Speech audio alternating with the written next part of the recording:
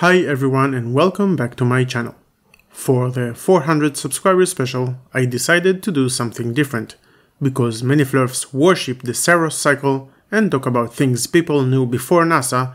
I want to dedicate this episode to the solar cycles, the lunar cycles, and their incompatibility.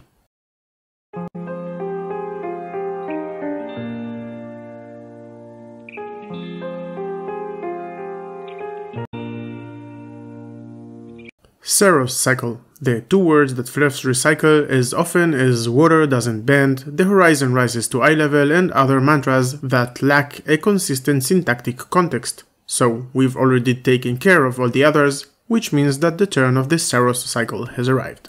We'll start with the easy part, a solar year. A solar year is the name given to a cycle of about 365¼ solar days. A solar day is the time taken for the Earth to return the Sun to the same azimuth. For example, from midday on a certain day, when the Sun is exactly south in the northern hemisphere and exactly north in the southern hemisphere, to midday in the next day. This time, i.e. 365¼ days, is the time it takes for the Sun to go from the highest altitude on the summer solstice of a certain year to the highest altitude on the summer solstice of the following year. Solar-based calendars are very ancient, pharaonic, Egypt and ancient Babylon level of ancient. At least these are the calendars that we've found. It's highly probable that the human race was able to calculate this cycle long before. The reason that the Sun changes its height throughout the year is, of course, the inclination of the Earth's self-rotation axis in relation to the plane on which the orbit around the Sun sits, a plane that was named the ecliptic. And now for the more complex part, lunar months.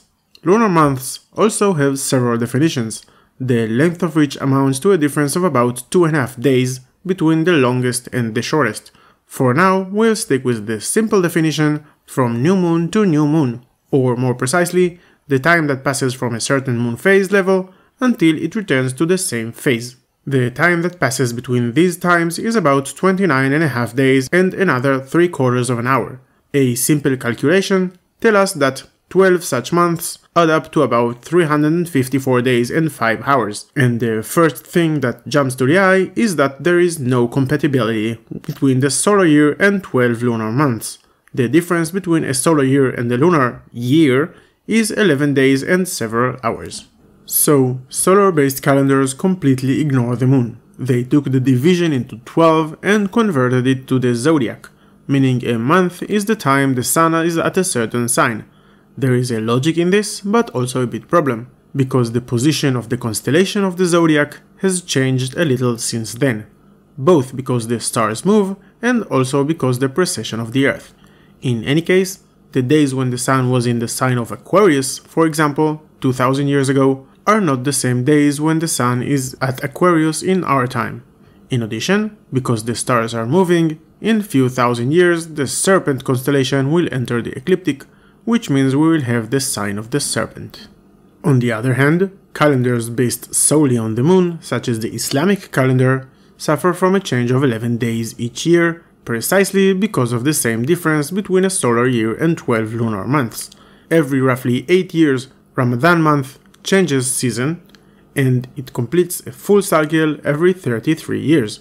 As far as I know, the only calendar that tries to synchronize the two and does not belong to an already extinct culture is the Hebrew calendar, but I haven't looked in depth and I'd love to know if I'm wrong about this.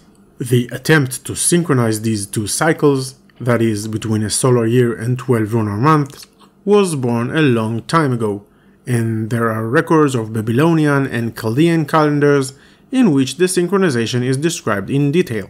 By and large, with observations and tracking of the movements of the Sun and Moon and keeping a systematic record, anyone can find this cycle.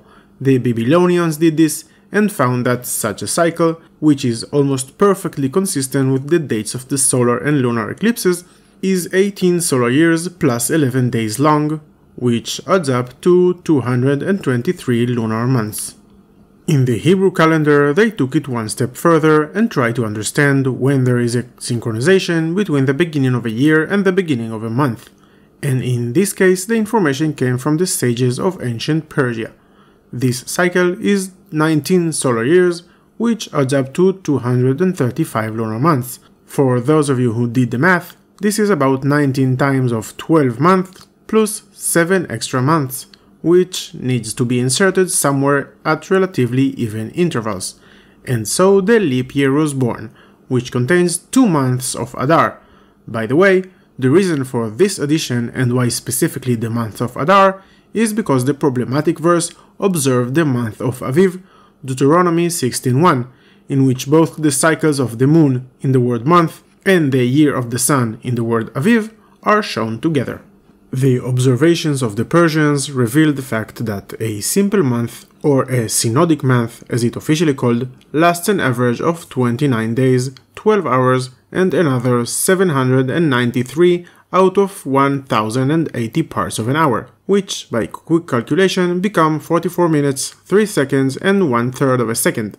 This number appears in the Talmud in Tractate Rosh Hashanah, page 25, side A. And this is the calculation on which the Hebrew calendar has been based for almost 2000 years. Anyone who has been in a synagogue for the morning prayer of Sabbath before Rosh Chodesh, that's Hebrew for new month, knows what I'm talking about. So yes, calendars that try to find the periodicity between the position of the sun, the moon, and the earth are very ancient.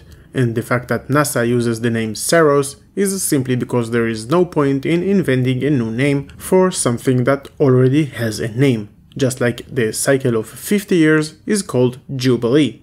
The only thing that Flurfs ignore is that the Babylonian SAROS cycle is imprecise, unlike NASA's calculation, which give results with an accuracy of a second and position with an accuracy of a few meters. And that's without mentioning astronomical phenomena involving other planets, which are completely disconnected from the SAROS cycle.